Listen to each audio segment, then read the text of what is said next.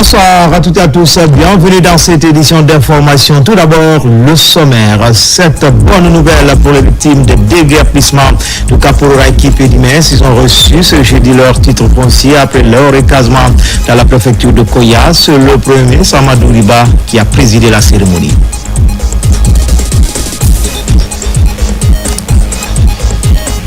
Et puis nous irons sur le chantier de la prison de Yorokogi à préfecture de Dubreka. Après plus d'une année de lancement des travaux, le chantier évolue en dépit de quelques retards. Le ministre Kaba tient au respect du délai contractuel. Enfin, renforcement des capacités opérationnelles de l'Agence de régulation des transports fluvio-maritimes avec à la clé une vedette multiservice remise aux autorités en charge des transports.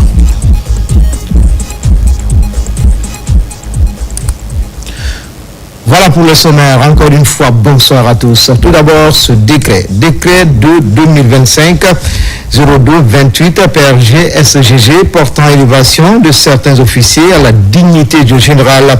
Le président de la République, vu la Constitution, décrète. Article 1er.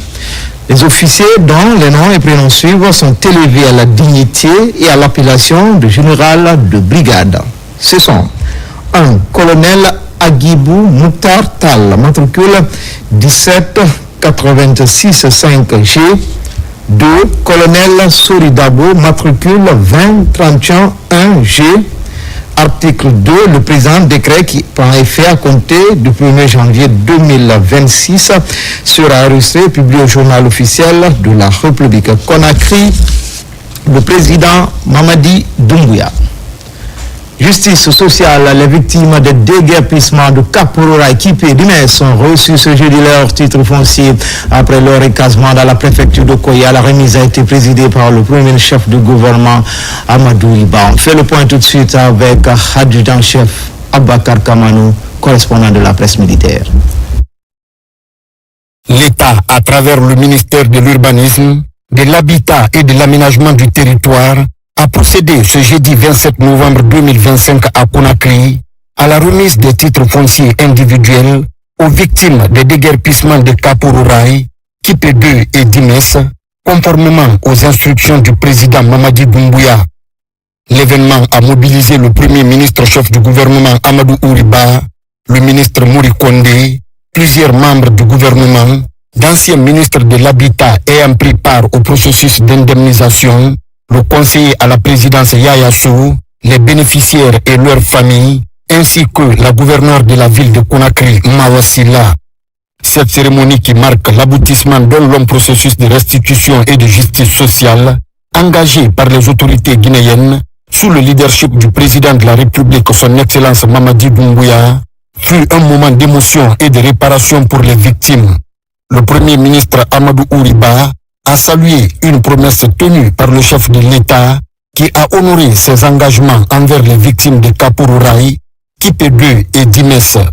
Il a adressé un message de réconfort aux familles, rappelant que cette restitution constitue un acte fort de justice sociale et un signal clair de l'engagement du gouvernement à réparer les torts du passé. Aujourd'hui, c'est un grand jour pour l'État de montrer que l'État guinéen, l'État du renouveau, l'État de la refondation est fortement engagé, conformément aux recommandations des assises nationales qui ont eu lieu au courant de l'année 2022, d'aller jusqu'au bout dans la dynamique de réconciliation nationale. Il y a beaucoup parmi vous qui ont subi pendant des années et des années. Je pense à ceux qui ont eu leur famille complètement disloquée, à une génération de jeunes gens qui se sont retrouvés sans vie, qui ont été obligés de survivre en guise de compensation modeste. Ce n'est qu'un geste symbolique pour dire qu'il faut tourner le regard vers le futur, se reconstruire.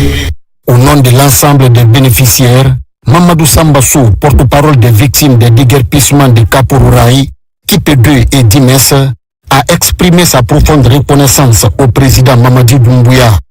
Il a salué la ferme volonté politique du gouvernement à rétablir les populations dans leurs droits avant de réaffirmer l'engagement des victimes à soutenir les réformes en cours et à accompagner le chef de l'État lors des prochaines échéances nationales.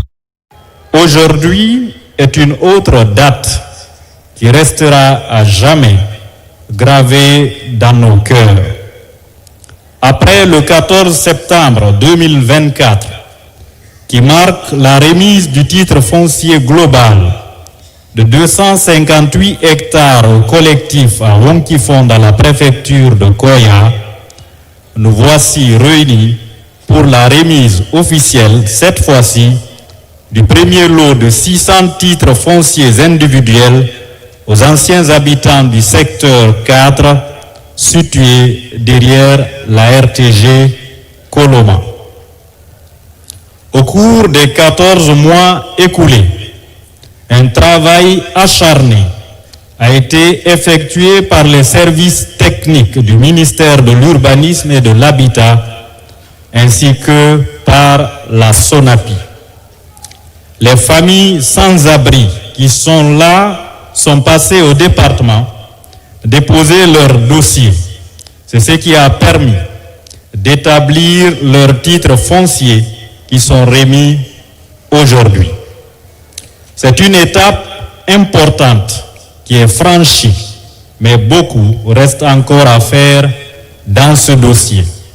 Nous tenons ici à rappeler que plus de 2000 autres familles attendent la régularisation de leurs dossiers par le ministère de l'Urbanisme et de l'Habitat. Une fois de plus, c'est le lieu pour les victimes de Kapororaï, Kipé2 et Dimes d'exprimer leur profonde gratitude au président Mamadi Doumbouya.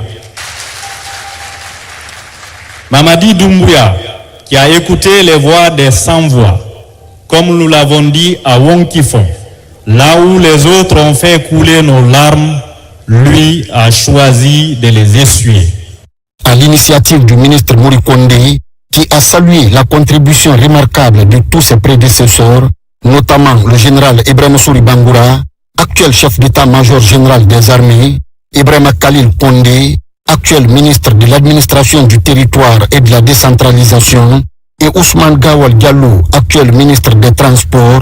Ce dernier a été invité à livrer son message. Aujourd'hui, que d'avoir de l'émotion et de la reconnaissance au chef de l'État. J'ai encore en mémoire, tout fraîchement nommé ministre de l'Habitat, les propos qu'il a tenus, me disant comment peut-on faire pour réparer le préjudice que les Guinéens ont subi par la faute de l'État. J'ai eu à rencontrer à cette occasion l'association des victimes.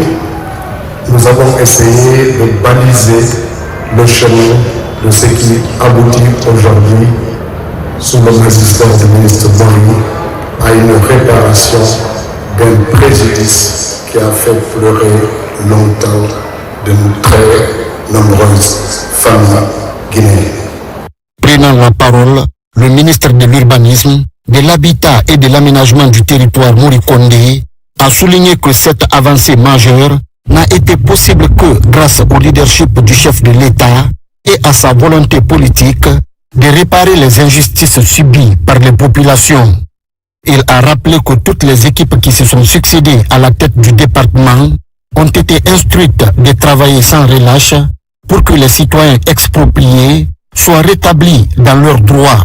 Aujourd'hui, nous matérialisons un engagement du chef de l'État dans le cadre de la mise en œuvre de l'acte social, à savoir la remise des titres fonciers individuels aux 2600 et quelques familles victimes de déguerpissement de Kapororaï, Kipé2 et Dimes. Ceci démontre combien de fois le chef de l'État, le premier chef du gouvernement et l'ensemble des membres du gouvernement sont attachés aux valeurs sociales, aux valeurs de justice et de paix. Il a fallu l'arrivée de cet homme aujourd'hui pour essuyer les larmes de ces personnes victimes d'injustice et de violence d'État. C'est le lieu pour moi de non seulement remercier le chef de l'État, mais appeler l'ensemble du peuple guinéen à continuer à croire en cet homme qui veille au respect de son engagement. Le ministre a également rassuré que d'autres victimes recevront leur titre foncier très prochainement dans le cadre de la poursuite du programme de restitution. La remise de ces titres fonciers marque un moment fort dans la politique de justice sociale menée par le président Mamadi Doumbouya. Cette réparation représente un immense soulagement pour les nombreuses familles qui, après de longues années d'attente, voient enfin leurs droits reconnus et restaurés. Les bénéficiaires visiblement émus ont exprimé leur gratitude pour cette décision qui leur permet d'entrer en possession de leur titre foncier, symbole de stabilité, de dignité et de réhabilitation. Ainsi, c'est une promesse tenue et une justice rendue par le président Mamadi Doumbouya au bénéfice des milliers de victimes d'injustice sociale qui devraient également recevoir une compensation financière. Les sages ont formulé les prières et les bénédictions pour la paix, l'unité nationale, la stabilité et le développement de la Guinée, ainsi que pour le chef de l'État dans la réussite de sa mission de refondation. Décret de 2025-02-27 PRGS-GG portant élévation des officiers supérieurs à la dignité de général. Le président de la République, vu la Constitution, décrète, article 1er.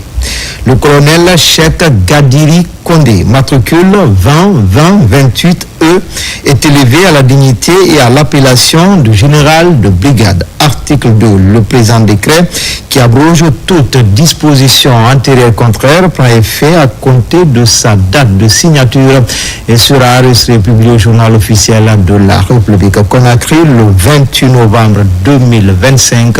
Président Mamadi Doumbouya. À l'approche de la présidentielle en Guinée, la Cour suprême renforce la compétence de ses magistrats et greffiers pour mieux anticiper et gérer les procédures qui naîtront avec le soutien des partenaires. Cette initiative vise à consolider l'état de droit et garantir un climat électoral apaisé. Abakar Rami Kamara.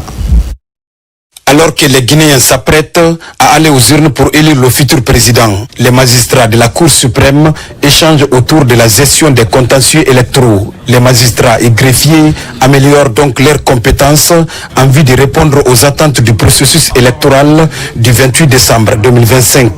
L'activité qui nous réunit aujourd'hui intervient à un moment crucial de la vie de notre nation. En effet, la Guinée s'apprête à organiser le 28 décembre 2025 une élection présidentielle qui revêt une portée historique, celle du retour à l'ordre constitutionnel. Après une période de transition ouverte pour la Cour suprême, juridiction compétente pour connaître du contentieux électoral en dernière instance, la responsabilité est immense. Elle exige une maîtrise parfaite des normes constitutionnelles, légales et juridictionnelles régissant le processus électoral, mais aussi une compréhension approfondie des enjeux techniques et pratiques associés à l'examen des recours. Ce partage d'expérience entre les hauts magistrats du pays et les experts internationaux devrait permettre au personnel de la Cour suprême d'acquérir des outils pour une meilleure gestion des contentieux qui pourraient naître des élections. La Guinée va organiser les élections d'ici le 28 décembre prochain et il est important que les magistrats s'imprègnent des questions essentielles leur permettant d'affronter cette challenge qui se pointe à l'horizon. Au cours de cette rencontre, plusieurs thématiques ont été développées, notamment les défis liés aux contentieux électoraux ainsi que les questions relatives aux litiges portant sur les résultats. Une dynamique qui s'inscrit dans la volonté d'assurer une élection libre et transparente. Élection présidentielle du 28 décembre, la haute autorité de la communication en concertation avec les professionnels des médias en ligne de mire échangés sur le bon déroulement de la campagne qui démarre ce vendredi à partir de 0h. Le principe de neutralité, le respect de l'éthique et autres dispositions ont été rappelés au cours de ce conclave. Alpha Siagaba, Ousmane Ouatsissé.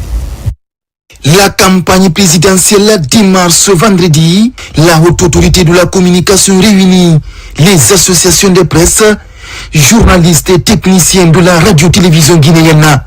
Il est question d'échanger avec ces professionnels des médias sur le déroulement d'une campagne présidentielle apaisée.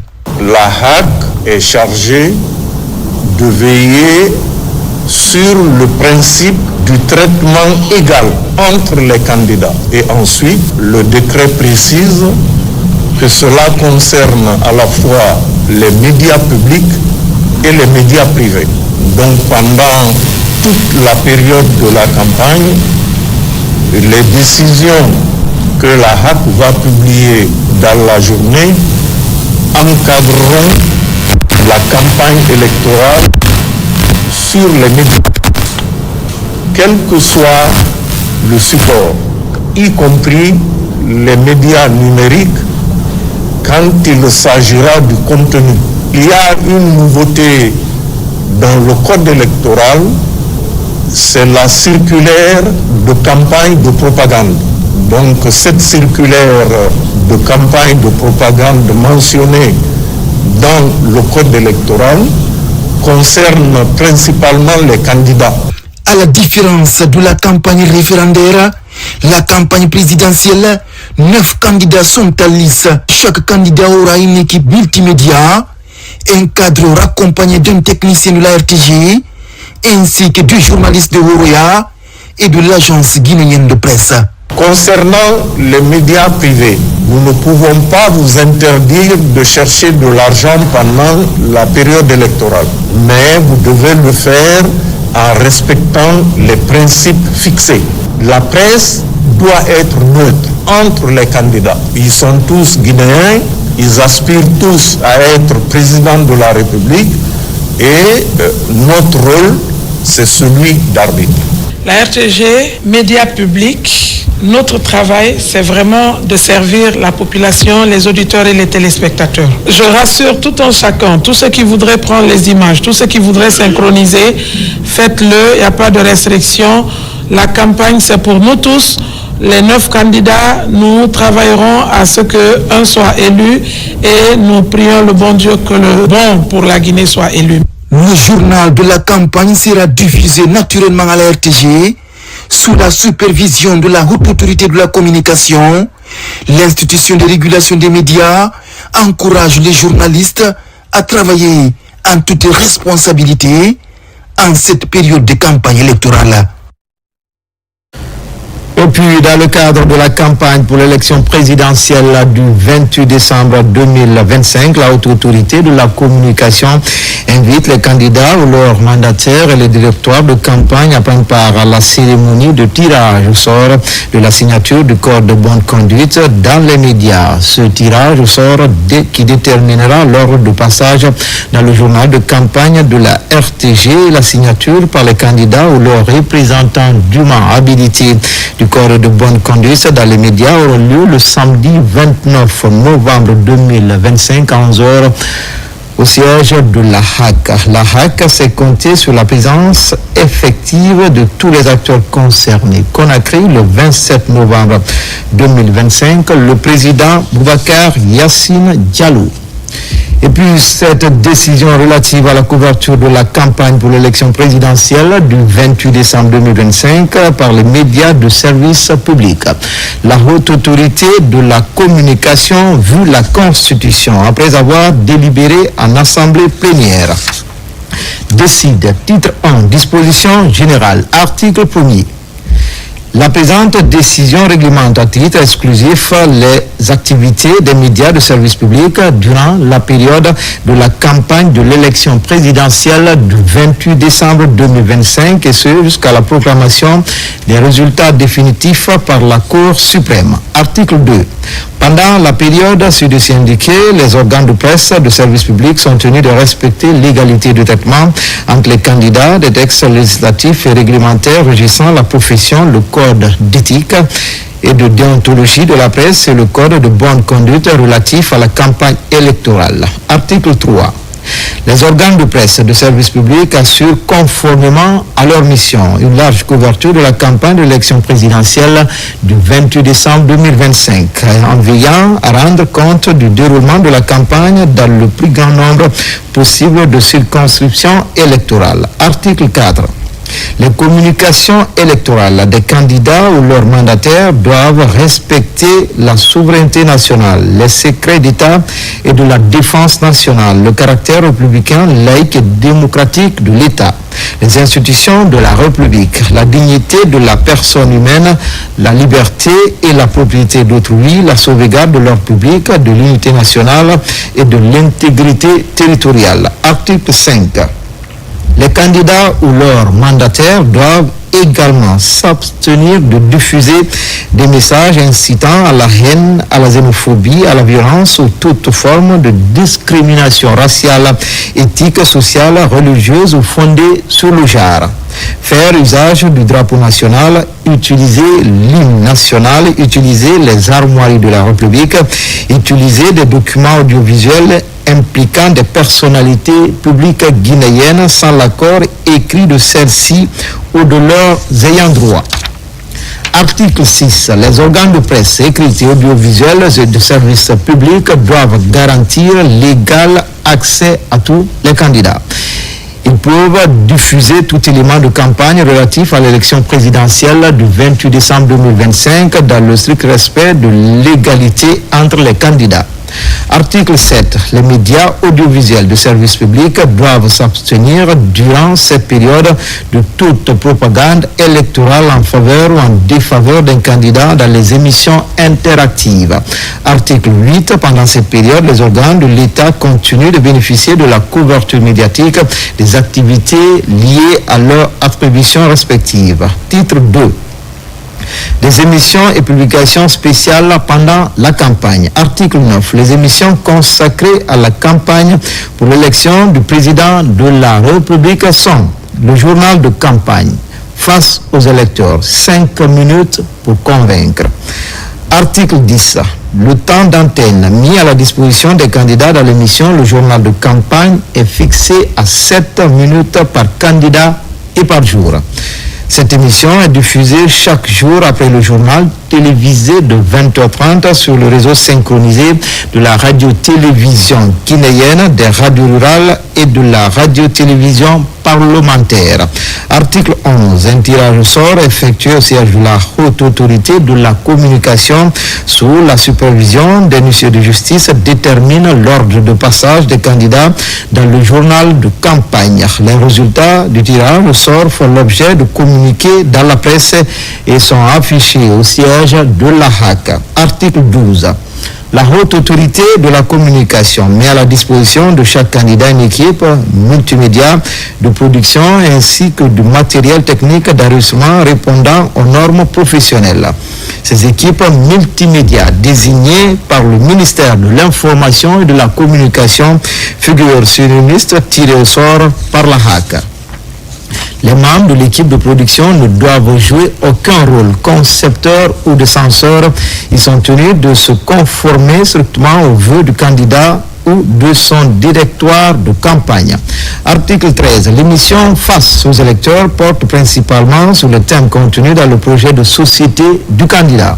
Les candidats ou leurs mandataires ou tout autre représentant dûment désignés par les candidats, notamment les directoires de campagne ou leurs adjoints, sont interrogés par 2 journalistes de la RTG et un journaliste choisi par le candidat, tous détenteurs de la presse professionnelle, tous détenteurs de la carte de presse professionnelle. Les journalistes et techniciens choisis pour l'animation et la réalisation de l'émission Face aux électeurs sont tenus de respecter la vie privée et la dignité du candidat ou de son représentant. La durée de l'émission est de 60 minutes. Elle est programmée du 16 au 24 décembre 2025 et diffusée après le journal de campagne. Lors du passage des candidats ou leurs mandataires ou tout autre représentant désigné par les candidats ou leurs mandataires suit la liste définitive des candidats publiée par la Cour suprême. Article 14. L'émission 5 minutes pour convaincre est conçue par les candidats à partir d'éléments d'enregistrement en studio, d'éléments tournés à l'extérieur, de documents vidéographiques ou sonores fournis par le candidat. La durée de l'émission est fixée à 45 minutes, soit 5 minutes par candidat. Tout prêt à diffuser. PAD doit être soumis au visionnage préalable de la HAC 24 heures avant sa diffusion. Article 15. Les documents vidéographiques ou sonores peuvent être réalisés dans les studios du choix du candidat ou de son mandataire à condition que les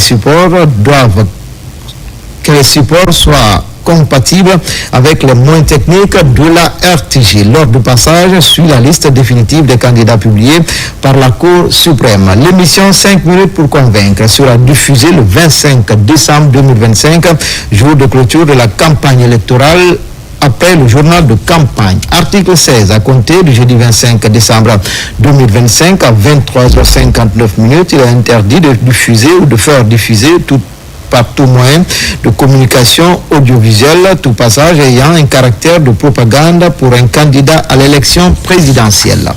Titre 2 des publications dans la presse écrite et en ligne des médias de service public. Article 17. Les candidats ou leurs mandataires disposent d'un accès égal aux colonnes du quotidien national Horoya, à son site web, ainsi qu'au site web de l'agence guinéenne de presse AGP. Pour toute la durée de la campagne électorale, chaque candidat dispose d'une demi-page, illustration comprise, par semaine.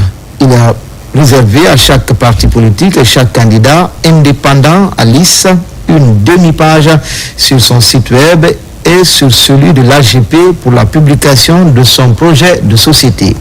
Tout parti politique qui ne transmet pas son message dans un délai de 48 heures avant la publication perd son droit de parution dans les colonnes du quotidien national Horoya et dans le bulletin de l'AGP.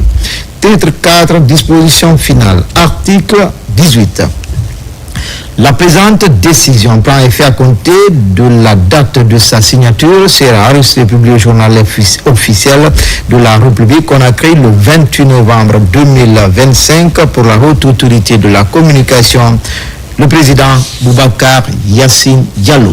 Justement, à Kindia, les journalistes apprennent les techniques de couverture médiatique avant, pendant et après un processus électoral. Le rôle des médias est primordial pendant cette période très sensible, avec souvent des tensions. Yaya Sida.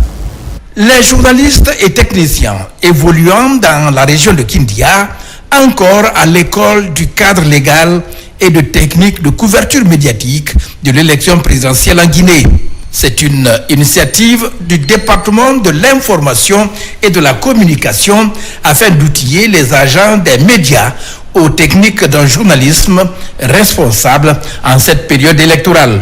Que déjà, nous avons une nouvelle constitution, nous avons un nouveau code électoral, les élections sont annoncées, il y a des organes justement nouvellement créés par ces institutions et pour nous, tous ces creusets méritent d'être à portée de main des journalistes qui doivent collecter, traiter et diffuser l'information sur le processus électoral.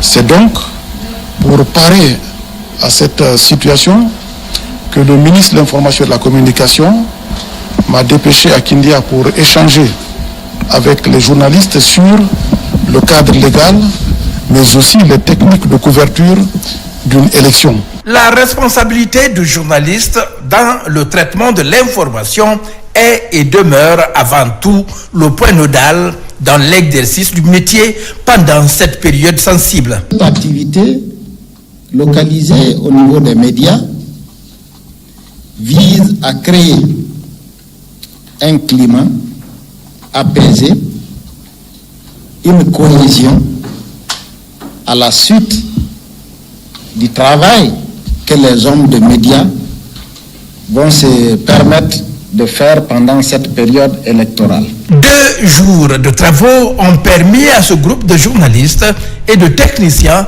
d'avoir toutes les connaissances requises en matière de couverture médiatique d'une élection présidentielle paisible. Dans l'actualité également, visite du chantier de la prison de Yorokogi à préfecture de Dubreka. Près d'une année après le lancement des travaux, le chantier évolue en dépit de quelques retards. Le ministre Kaba tient au respect du délai contractuel de ce projet du gouvernement intégrant les modalités d'une infrastructure moderne visant à améliorer les conditions carcérales. Tiano Younoussaba. Cette vue panoramique montre le niveau d'avancement du gigantesque chantier de la prison de Yorokoguia en périphérie de Conakry. Le taux d'exécution des travaux fait état de 11%. Ici, pour la quasi-totalité, les compartiments prennent forme, qu'il s'agisse des blocs de détention, des ateliers de formation, de la clôture et autres. L'essentiel des bâtiments progresse, partout les élévations sont visibles. Chaque bloc de détention est équipé d'un Mirado qui fait R+5. Les blocs de détention, quant à eux, sont en R+3. Et à chaque fois, en chaque bloc de détention, il y a un centre de formation. Et au milieu encore de ces 4 blocs de détention, nous avons un atelier de formation qui va servir à faciliter la réinsertion. Il a rappelé que ce projet de construction, l'équipement de la maison d'arrêt de Yorokoguia fait partie parmi les 44 projets prioritaires dans le programme Simondo. Et à date aujourd'hui, les travaux évoluent à grands pas qui respectent vraiment les normes sécuritaires. À Yorokoguia, 4 mois après sa dernière visite, le ministre de la Justice, Yaya Kairaba Kaba, revient sur le chantier. Il s'agit d'évaluer le projet alors que le délai d'exécution est à 40%. L'entreprise et la mission de contrôle, mais aussi et surtout le maître d'ouvrage qui est le ministère de la Justice et des Droits de l'Homme, déploie des énergies considérables et nous nous réjouissons que ces énergies se traduisent par l'avancée que nous constatons aujourd'hui, avec des difficultés certes, mais des résultats probables. Ce chantier est une priorité présidentielle. Ce chantier s'inscrit dans le cadre du respect des droits de l'homme. Ce chantier, lorsqu'il sera terminé, dans la sous-région ouest-africaine, il sera parmi les plus modernes, sinon il sera le plus moderne. Yorokoguia se veut moderne, intégrant toutes les modalités d'un pénitencier respectant les normes de haute sécurité, favorisant ainsi l'apprentissage des métiers pour une réinsertion effective. Une mission interministérielle était cette semaine à Corentine, commune de Kaloum, pour une réception provisoire du parc automobile d'assainissement. Les travaux de réhabilitation de ce garage ont été conjointement financés par le gouvernement et la Banque islamique. L'initiative est portée par le ministère en charge de l'hydraulique à travers l'Agence nationale d'assainissement et de salubrité publique. Mohamed Lamine Kamara. Dans le registre de la maintenance durable du parc automobile de l'assainissement, le gouvernement, avec l'appui financier de la Banque islamique de développement, a lancé les travaux de réhabilitation de ce garage en juillet 2024. Un an après, une commission interministérielle conduite par la CGP arrive ici à Corentine, dans la commune de Kaloum, pour procéder à la réception provisoire de l'infrastructure. La mission a auparavant visité l'ensemble des ouvrages exécutés par 4 entreprises locales. Aujourd'hui, nous sommes arrivés à la réception provisoire. La commission de réception s'est présentée. Et elle a regardé ce que nous avons fait. Elle a apprécié une bonne partie et a fait des réserves. Donc, elle va certainement accorder un délai aux entreprises pour que, dans le délai imparti, que ces réserves soient levées et qu'on prononce la réception provisoire des travaux. Ce garage de camions et d'engins destiné à l'assainissement de la ville de Conakry est composé de plusieurs compartiments. Pour son exploitation, le ministère en charge de l'hydraulique, à travers l'Agence nationale de l'assainissement et de la salubrité publique, entend mettre ces installations à la disposition du gouvernement de la ville de Conakry. On est là pour la réception provisoire.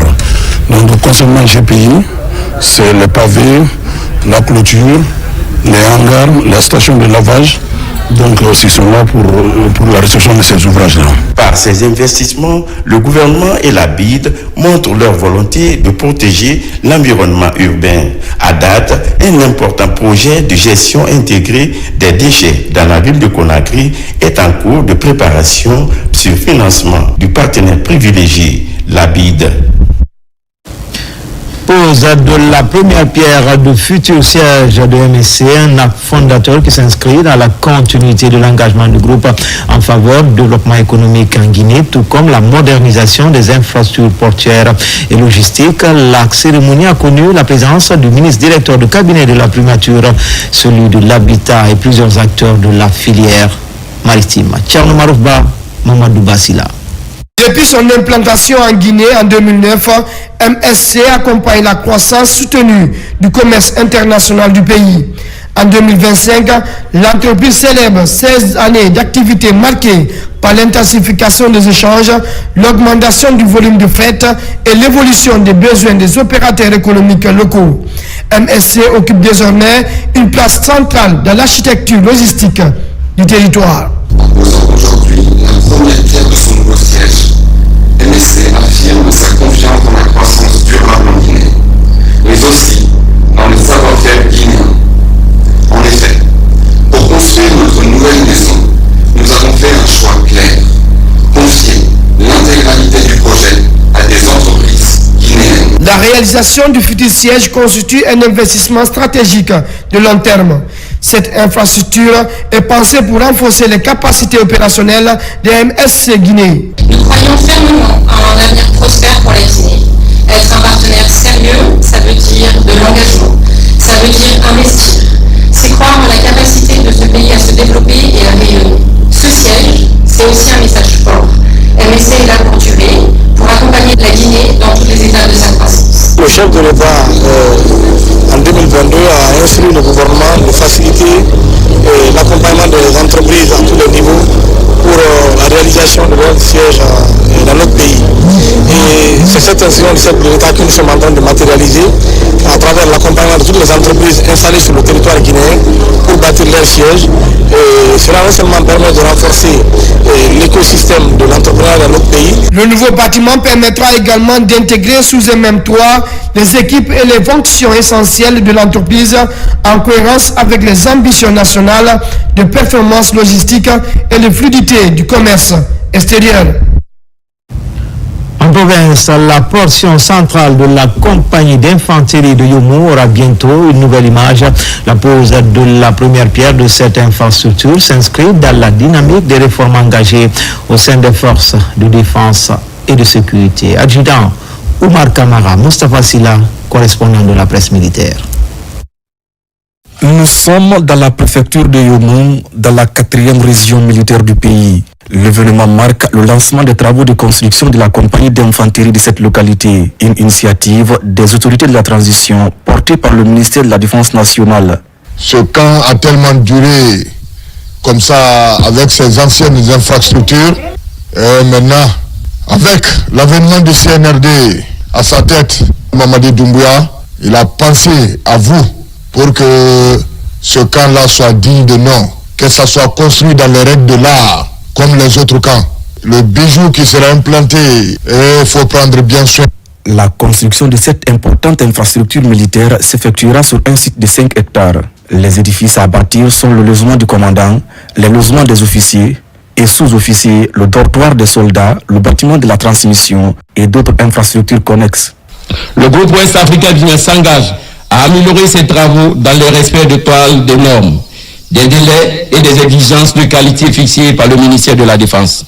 Notre objectif est clair, livrer un camp moderne, fonctionnel et durable, à la hauteur de la confiance que l'État guinéen a placée en nous. Satisfait de cette action, les autorités se réjouissent et remercient la hiérarchie. La construction de la compagnie d'infanterie de Yomo devrait permettre de caserner les hommes. Ce n'est qu'à l'heure la venue des CNRD, notre gouvernement, dont à la tête notre président, Mamadi Doumbouya, que la compagnie de Yomo connaîtra une construction d'infrastructures dignes dont qu'il soit vivement remercié. C'est la première fois que nous assistons à la construction de ce camp militaire qui permettra d'améliorer les conditions de travail de nos braves soldats, donc leur engagement pour sécuriser les populations. Ce projet, au-delà de sa dimension technique, est un acte de patriotisme et de développement local, car elle s'inscrit dans la dynamique des réformes engagées au sein des forces armées guinéennes. Espace Santé, le ministère de la Santé et ses partenaires techniques en ordre de bataille pour améliorer la qualité des prestations de soins. C'est ainsi que 4 chambres froides ont été installées au siège de l'Agence nationale de sécurité sanitaire. C'est une action du programme élargi de vaccination et du projet Gavi. Et vont ainsi permettre aux pères de conserver les vaccins dans les conditions requises. Fatoumata Batouli Diallo, Tchano Maroufba. La Guinée renforce sa capacité de stockage des vaccins. 3 chambres froides positives peuvent accueillir 24 millions de doses, tandis qu'une chambre froide négative peut contenir 4 millions de doses. Cette installation intervient après l'incendie récent du dépôt du programme élargi de vaccination à la pharmacie centrale de Guinée. Quand on parle de chambre froide positive, c'est les vaccins doivent être conservés entre plus 2 et plus 8. Ça, c'est le norme. Donc également la négative, là, c'est entre moins 15 et moins 25. C'est là-bas où nous devrons conserver les vaccins qui sont très sensibles à la chaleur, à savoir le VPO, également le NOPD. Ça, c'est les vaccins contre la poliomyélite.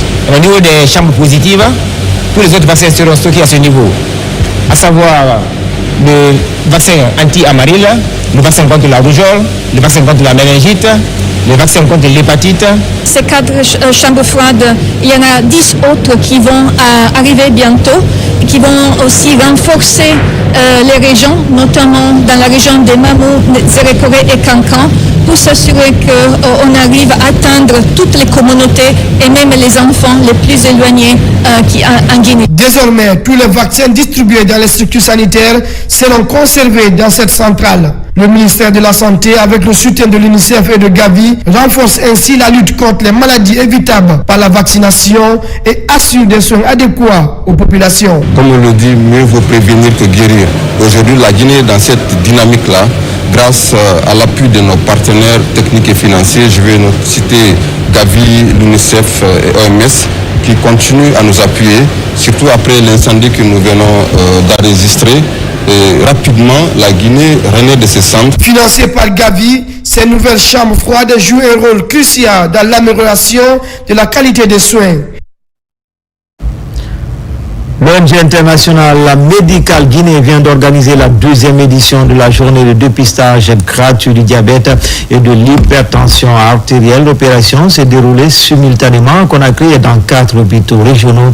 À travers cette action, cette édition, l'ONG compte améliorer la prise en charge rapide de ces différentes pathologies pour freiner leur progression. Foudi Alpha Kamara. Sous l'égide du ministère de la Santé et de l'Hygiène publique, l'ONG internationale médicale Guinée organise une journée de dépistage gratuit du diabète et de l'hypertension artérielle. Cette vaste opération s'est déroulée à Conakry ainsi que dans les 4 entités de diabétologie des hôpitaux régionaux de Kindia, Labé, Kankan et Nzérékoré. Ça part du constat que l'hypertension artérielle et le diabète, c'est le principal facteur de risque cardiovasculaire et les premières causes des maladies qu'on peut prévenir vraiment, les complications. Donc on s'est dit qu'on va consacrer des efforts pour éviter que nos citoyens arrivent dans des hôpitaux avec des complications parfois très coûteuses. Après avoir pris eux-mêmes l'initiative vraiment de venir en aide à la population guinéenne dans ce sens précis, je suis sûr que si les moyens les permettent, parce qu'il faut qu'ils soient soutenus, c'est sûr et certain que l'initiative va être pérenne.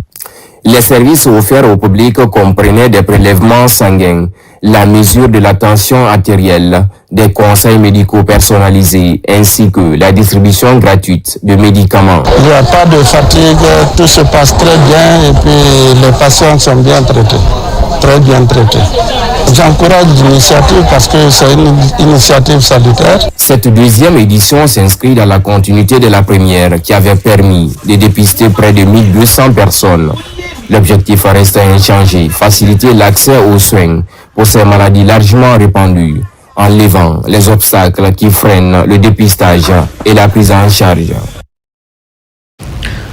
Lancement à Koya de la semaine mondiale de lutte contre la résistance antimicrobienne. L'exercice est piloté par l'ONG Stop Param. L'idée de conscientiser les populations et éviter l'automédication et de prendre seulement des produits prescrits par le médecin. Moussa Bangoura.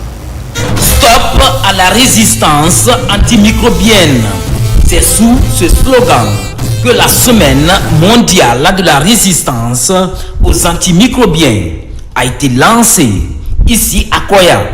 Médecins, biologistes, laborantins et autres spécialistes des questions de santé étaient mobilisés.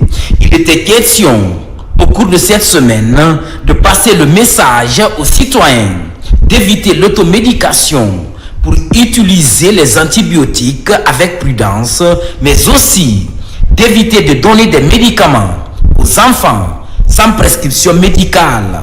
Beaucoup de décès sont liés à la résistance antimicrobienne, c'est-à-dire que les médicaments qui nous traitaient avant ne peuvent plus nous soigner juste à cause de nos comportements. Donc j'aimerais interpeller toute la population guinéenne, que chacun de nous décide maintenant d'agir. Selon l'enquête menée par l'OMS en 2019, plus d'1 million de vies ont été perdues grâce à la résistance antimicrobienne. Une personne malade, avant de consommer un produit, il faut te référer sur un médecin traitant afin de vous rendre dans les pharmacies et acheter ces produits et consommer comme l'indication donnée par votre médecin. Chacun peut faire quelque chose pour que cette lutte soit effective dans notre pays. Donc il y a un programme que le ministère est en train de piloter à travers la Direction nationale de laboratoire et qui va aboutir à la capacitation de 19 districts sanitaires pour faire la gestion de la rame au niveau local. Une initiative de l'ONG Stop Ram. La thématique développée est agissons maintenant, protégeons notre présent, sécurisons notre avenir. Journée porte ouverte sur la Guinée à New York avec un symposium économique de haut niveau. Investisseurs, experts et universitaires se sont penchés sur les immenses potentialités et opportunités qu'offre le pays. Ainsi, les organisateurs rappellent le renforcement de la dynamique d'ouverture et la contribution de la diaspora guinéenne. Makeme Donzo. L'implication de la diaspora guinéenne dans les activités nationales et la lutte contre la migration intellectuelle constitue aujourd'hui une priorité pour l'administration de notre pays. C'est dans cette dynamique qu'un programme de renforcement des capacités du personnel de la Direction générale des Guinéens de l'étranger est organisé par le ministère des Affaires étrangères en collaboration avec Expertise France autour des enjeux de la gouvernance des migrations. Le projet AMIS traduit notre engagement commun à renforcer la gouvernance migratoire en Guinée à travers une meilleure coordination institutionnelle, une diffusion accrue de l'information juste sur les opportunités de migration, une réintégration durable et inclusive des personnes migrantes de retour et une sensibilisation appropriée sur les risques et méfaits de la migration irrégulière et la traite des êtres humains. La volonté politique, elle est très déterminante, mais elle n'est pas suffisante.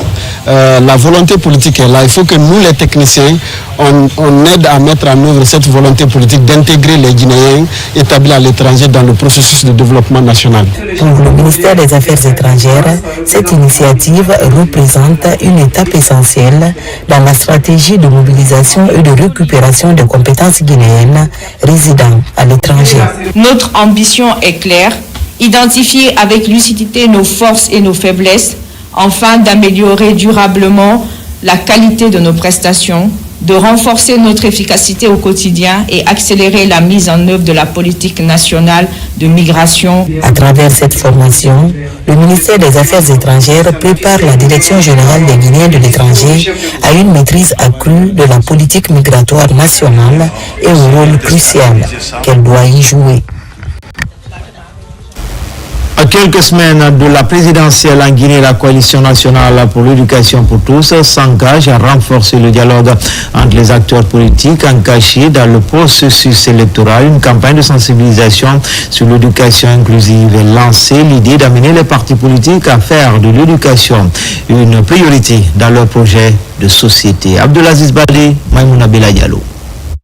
Engagement politique et transformation éducative.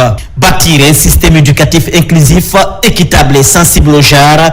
C'est sur ce thème qui s'ouvre à Conakry un atelier de formation et de sensibilisation à l'intention des responsables des partis politiques. La coalition nationale pour l'éducation pour tous porte le projet. Elle invite les 9 candidats qui sont en liste pour la présidentielle du 28 décembre 2025 de faire de l'éducation une priorité absolue. À l'aube des élections présidentielles du 28 décembre 2025, notre pays traverse un moment décisif.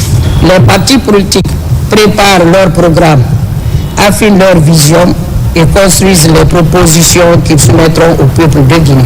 C'est donc une occasion unique de faire entendre la voix de l'éducation et de rappeler son rôle central comme moteur de développement durable. Pendant 2 jours de travaux, cette coalition nationale va présenter les principaux outils de pilotage du système éducatif guinéen en lien avec le programme décennal de l'éducation PRODEG.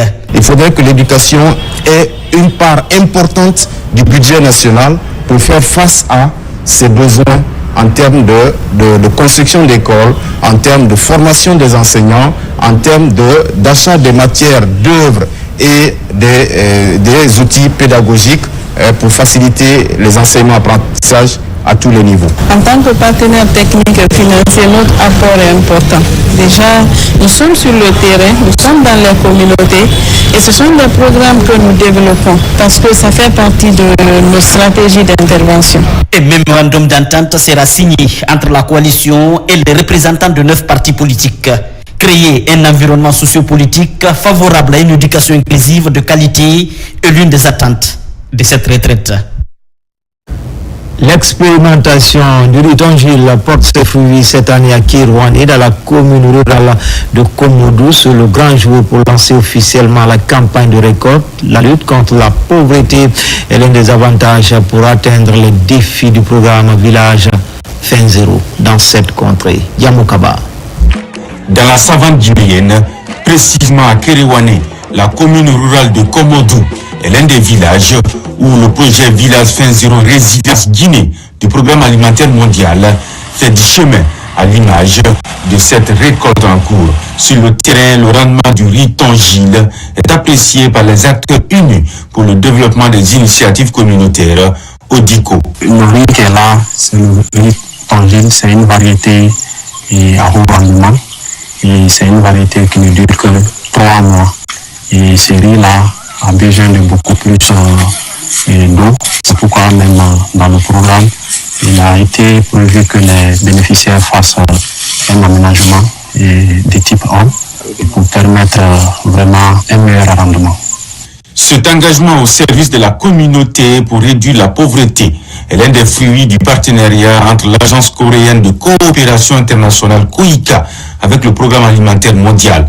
Cette cérémonie marque une étape majeure dans la mise en œuvre du programme Village Fin Zéro, initié par les femmes en partenariat avec le gouvernement et les ODICO sous financement de COICA, Agence coréenne de coopération internationale, pour renforcer la résilience des communautés, améliorer la sécurité alimentaire et promouvoir la production locale. Pour atteindre cet objectif, nous lançons un appel solennel à l'État guinéen pour renforcer son appui financier et technique aux femmes, aux partenaires techniques et financiers, pour mobiliser des ressources additionnelles, aux donateurs internationaux, pour soutenir cette initiative qui s'inscrit dans la vision nationale Fin Zéro et du développement inclusif.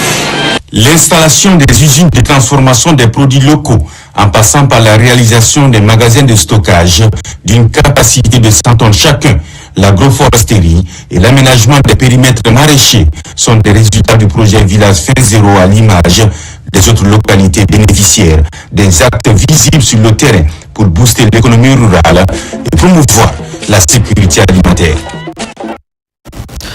Renforcer la gouvernance locale et améliorer le suivi des projets et programmes de développement, c'est la toile de fond d'un atelier qui vient de se tenir à Mzéré-Corée. Il s'agit d'outiller les acteurs impliqués dans les mécanismes de suivi et évaluation, l'engagement citoyen, l'intégration des outils de résilience climatique. Mohamed Salioupaï, Mohamed Amidialou.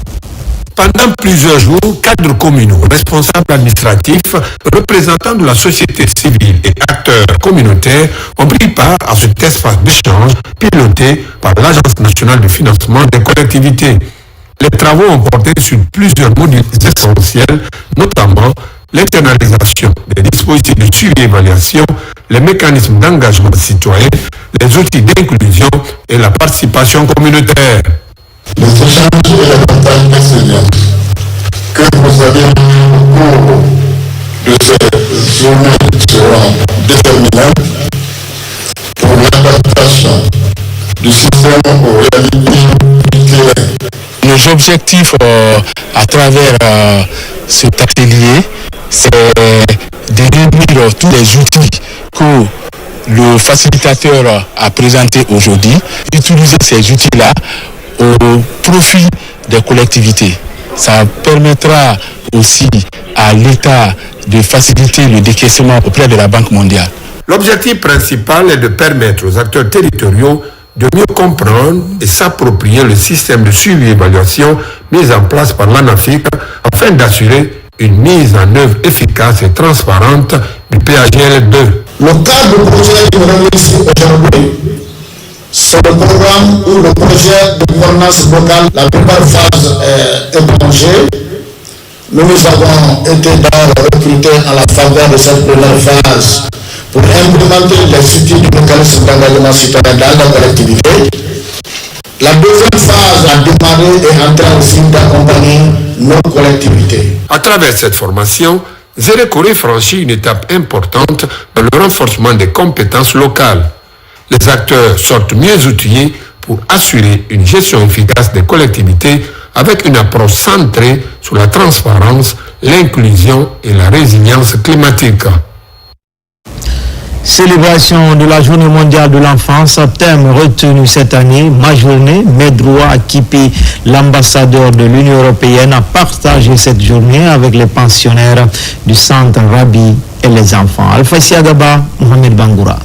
Les échanges lors de cette rencontre ont porté sur la promotion des droits des enfants, reconnus par les conventions internationales, notamment l'accès à l'éducation, le droit à une identité, le droit à la santé, le droit d'être protégé contre les violences et l'exploitation. Bien qu'ils soient jeunes, ils maîtrisent néanmoins des articles qui protègent leurs droits. Face aux diplomates de l'Union européenne, les enfants du centre Rabi ont fait quelques démonstrations pour expliquer les problèmes auxquels ils sont confrontés. C'était l'occasion pour nous de lui présenter nos activités, qu'il fasse une immersion au centre afin de découvrir nos activités, comment on accompagne les enfants dans le développement de leur leadership, dans leur développement personnel et comment on les amène à être des acteurs de changement dans leur communauté. Cet espace de dialogue éducatif a permis à l'ambassadeur de l'Union européenne de sensibiliser les enfants sur leurs droits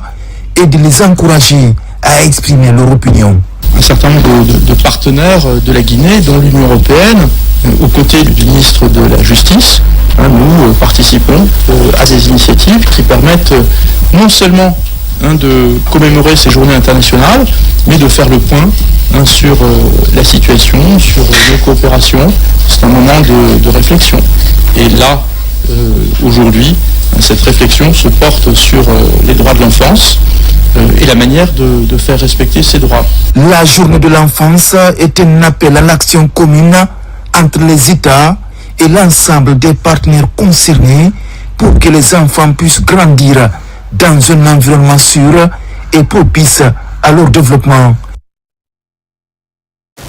Lutte contre les polluants en plastique, la Guinée dans la dynamique de réduire la prolifération de ces déchets plastiques, une mesure qui prend corps et forme par la validation des documents. Il s'agit d'un plan d'action et stratégie nationale. Bosman. Les polluants et les déchets plastiques constituent un phénomène majeur dans notre cadre de vie, y compris dans le milieu marin. La circonscription de ce phénomène passe par la validation du plan d'action national et la stratégie de lutte contre la pollution plastique, d'où ce conclave des parties prenantes. Une étape cruciale pour engager une synergie intersectorielle en vue de mobiliser les financements nécessaires à la lutte. Ces documents stratégiques résultent d'un travail technique qui fait un état des lieux des flux plastiques en Guinée, un inventaire national des sources de pollution plastique et des déchets marins, ainsi que d'une analyse approfondie du cadre juridique et des politiques existantes.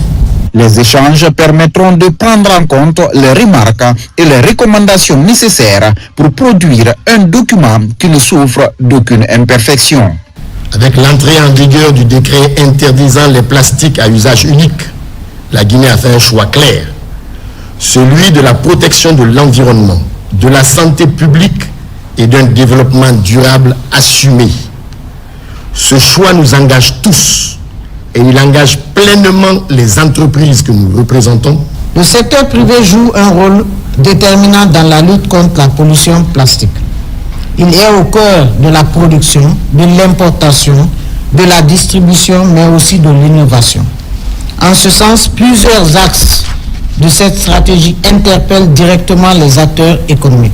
Selon les techniciens, ces 20 dernières années, l'importation des plastiques en Guinée a triplé et la production annuelle des déchets plastiques est estimée à environ 580 000 tonnes, d'où l'impérieuse nécessité de la lutte contre la prolifération des polluants plastiques dans le pays. Enfin, les capacités opérationnelles de l'Agence de régulation des transports fluvio-maritimes se renforcent davantage et prend un nouvel élan. Une vedette multiservice vient d'être mise aux autorités du ministère des Transports. C'est un grand pas franchi dans la sécurité et le contrôle du trafic maritime. Avant Christophe Condé. Longue de plus de 9 mètres et équipée de technologies de navigation de dernière génération, l'acquisition de cette embarcation vient ainsi renforcer les capacités opérationnelles des services du transport fluvio-maritime. La réception de la vedette multiservice se déroule en présence des autorités portuaires et les acteurs du secteur maritime. Elle va désormais assurer la surveillance maritime, assistance aux embarcations en difficulté, contrôle du respect des normes, mais aussi les interventions rapides en cas d'incident. La mise à l'eau de cette embarcation n'est jamais un acte anodin. C'est un moment de symbole, de tradition, mais aussi d'engagement. Car en dotant notre institution d'un tel instrument, nous plantons un jalon supplémentaire sur la voie de la souveraineté technologique, de la sécurité et de la performance opérationnelle du transport fluvio-maritime. L'acquisition de cette vedette s'inscrit dans un programme de modernisation du secteur maritime guinéen. Une modernisation jugée indispensable face à l'augmentation du trafic et aux enjeux de sécurité. Au moment où notre pays connaît une dynamique de modernisation accélérée, notamment avec le projet stratégique comme Simandou, la sécurisation, la gestion efficace de nos voies navigables devient une priorité nationale. Le gouvernement s'engage résolument à doter l'État de moyens modernes pour garantir la sécurité maritime, protéger notre environnement et affirmer notre souveraineté sur ces espaces stratégiques. Avec cette nouvelle vedette, la RTFM entend renforcer sa stratégie de surveillance et de régulation sur les eaux guinéennes. Et c'est ainsi que se termine ce journal. Grand était le plaisir pour moi de vous servir. L'actualité se poursuit sur le www.rtgguinée.info. À bientôt pour d'autres actualités sur la Guinée, notre paradis, terre de richesse et d'innovation. Inch'Allah.